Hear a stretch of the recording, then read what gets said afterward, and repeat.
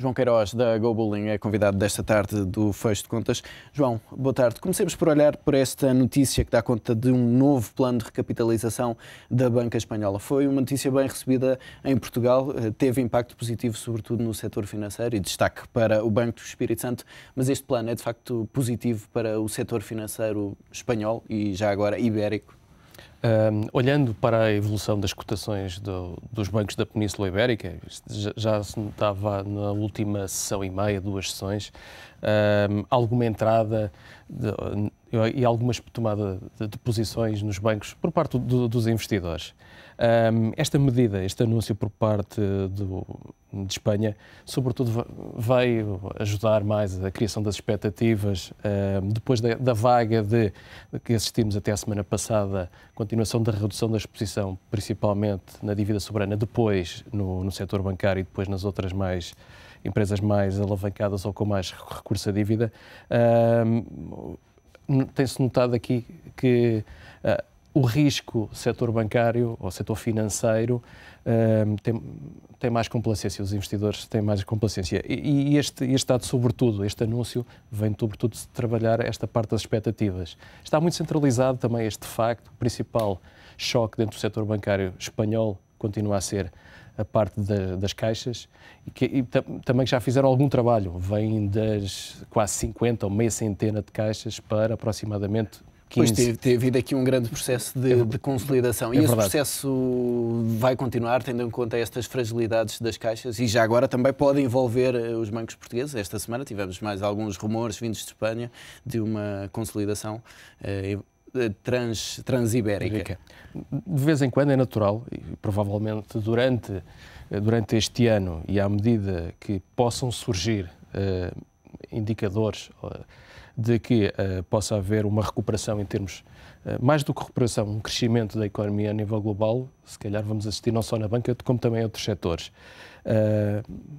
Contudo, a banca vai continuar a precisar, sobretudo, de algum tempo para continuar a fazer o seu trabalho de redução da alavancagem, trabalhar um bocado relativamente ao seu balanço, sobretudo recapitalizar. Os pontos essenciais que também foram anunciados pelo Banco Central Europeu continuarão a estar em agenda, os investidores continuarão também a olhar para os resultados trimestrais, a ver sobretudo as imparidades, isto é, as pessoas que entram em cumprimento ou deixam de pagar face ao total da carteira de crédito. Portanto, vai continuar a haver aqui este trabalho e, sobretudo, aquela questão de ver a evolução da dívida soberana, o impacto que isso vai ter, que essa evolução depois tem no balanço dos bancos e como é que os próximos testes de ansiedade ou testes de choque que vai haver relativamente aos balanços dos bancos, quais vão ser os resultados que vão sair cá para fora. E relativamente a esses testes de stress que vão ser feitos agora,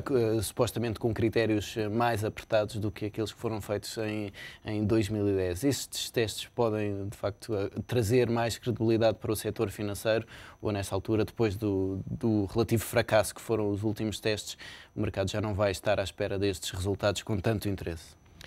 Neste momento, e os investidores privilegiam mais, é tentar eliminar o fator incerteza. Nessa perspectiva, os bons ou maus dados, o que interessa mais é ter dados, sobretudo do ponto de vista mais conservador e sobre o ponto de vista do risco. Tendo em conta esses 2 pontos e clarificando, podendo tornar mais transparente e menos opaco a leitura de um balanço ou do risco que pode estar inerente ao setor bancário, sobretudo dos países periféricos, pode ajudar mais a adoção das expectativas por parte dos investidores e a selecionar o investimento na banca ou não, de acordo com esse risco que representam. E o impacto que este plano, não foi confirmado o valor de 30 mil milhões de euros, mas é ainda assim um número elevado, este impacto nas contas públicas espanholas pode ser significativo, se olharmos sobretudo para o que aconteceu à Irlanda, que teve de ir socorrer a banca e em consequência disso, teve de pedir ajuda externa. A tua pergunta é pertinente. Eles também anunciaram que tinham a possibilidade de passar destes 11 mil milhões para 99 mil milhões, um número interessante. Olhando para o valor das contas, se verificarmos que a questão da alavancagem ou do endividamento do Estado face ao PIB andará próximo dos 60%, 70%. Portanto, se houver alguma incerteza, algum risco por parte, algum choque, digamos assim, dentro do setor e o Estado tiver que fazer essa assunção, provavelmente pode então disparar para os níveis em que nós nos encontramos neste momento. Nós, Portugal, portanto, começar a aproximar dos 100% e ultrapassar os 100%. Portanto, daí os investidores e os aforradores estarem a ter mais atenção a países como Portugal do que propriamente a uma Espanha. Exatamente. E daí também esta iniciativa por parte da Espanha em tentar descomprimir aqui um bocado o risco, porque também isto vai afetar sobretudo duas grandes áreas. A questão da colocação e o desempenho da colocação da dívida de Espanha. Não é para a Espanha não é questão de colocar, é mais o pricing, o preço que consegue colocar, portanto a taxa que tem que pagar aos aforradores. E o outro segmento importante dentro do setor bancário, que tem sempre os seus planos de refinanciamento, portanto há a dívida que vai se vencer, que vai acabar agora, e nova que vai nascer, dentro do seu processo, dentro daquilo que são as suas operações normais. Portanto, é tentar ajustar aqui os prémios de risco relativamente a estas duas componentes de ativos. João, e no início desta semana tivemos mais uma reunião dos ministros das Finanças europeus, uma reunião que acabou por ser, de certa forma, inconclusiva. Não houve grandes avanços no que diz respeito à resposta a esta crise de dívida, e perante essa ausência de resposta, há já muitos analistas que começam a questionar se não seria mais vantajoso avançar-se para planos de reestruturação de dívida, nomeadamente nestas três economias de que tanto se tem falado, Grécia, Irlanda e Portugal. É verdade.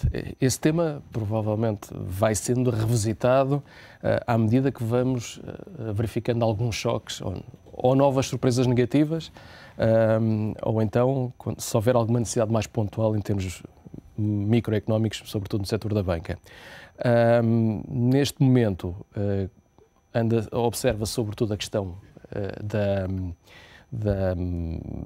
da Grécia, e é um bocado, ou continuamos a empurrar o problema para a frente e ver como é que, de uma forma natural, cada economia se adapta ao crescimento mundial, ou então começar a fazer algumas contas e verificar, será que este país, vamos olhar para o caso da Grécia, sim, mesmo com um forte crescimento, como é que consegue recuperar da dívida que tem? Não? Exatamente. Vão continuar durante 1, 2, 3 décadas a pagar elevadas taxas de juro, ou mesmo que as taxas de juro e o prémio de risco exigido venha a decrescer, as responsabilidades já assumidas e o serviço da dívida, eles podem continuar durante esta 1 a 3 décadas sempre a viver simplesmente para pagar ao exterior.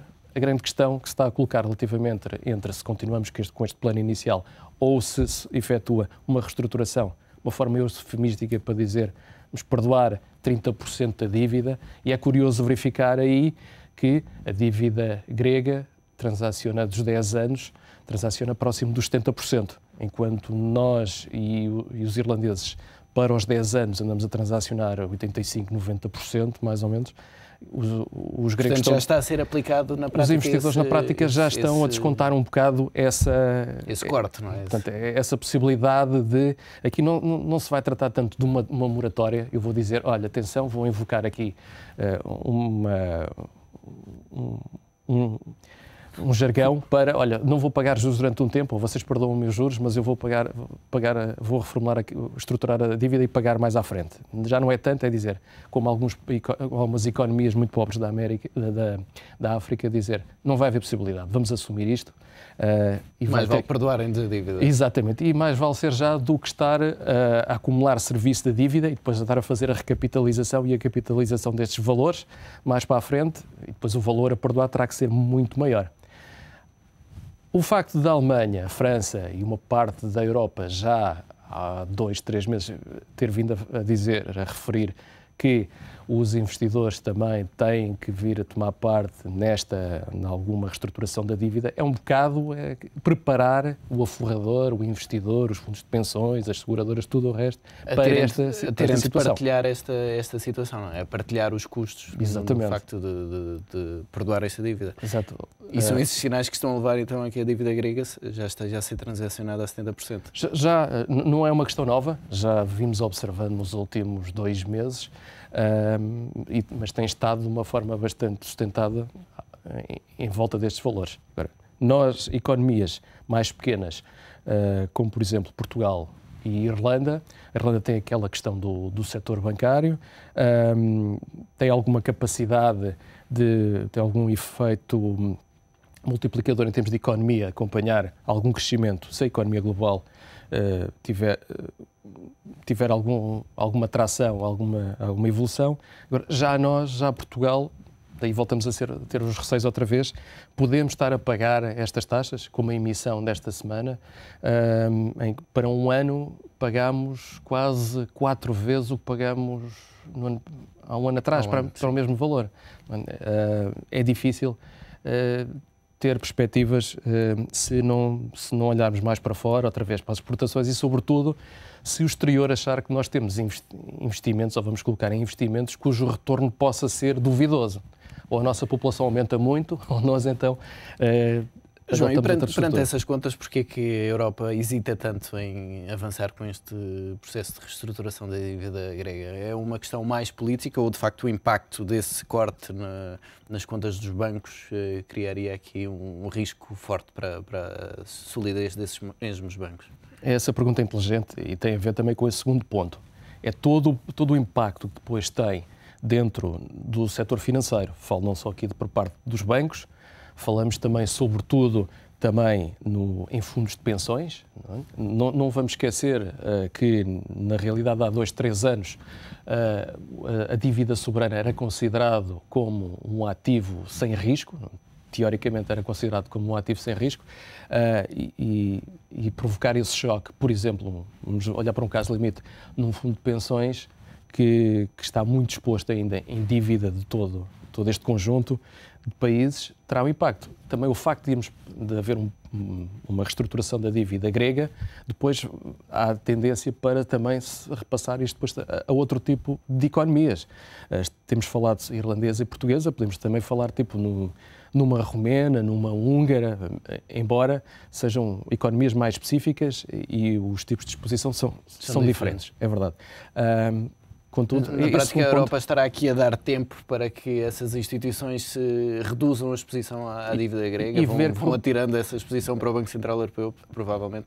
É o que tem vindo a acontecer, é o que tem vindo a passar e é dar tempo que cada economia, cada país e cada setor bancário comece também a mostrar alguma independência relativamente ao Banco Central Europeu, relativamente às necessidades, tenha fontes alternativas de captação de poupança e de dependência das suas tesourarias. E o que é certo é que, sem querer avançar para essa reestruturação de dívida, continua a olhar sobretudo para o papel que o Fundo de Estabilização do Euro pode ter. É um papel que continua a dividir opiniões se este fundo deve ou não substituir o Banco Central Europeu na compra de obrigações. Ainda hoje o Ministro Teixeira dos Santos disse que apoia essa função do fundo. Esse pode ser uma solução, de facto?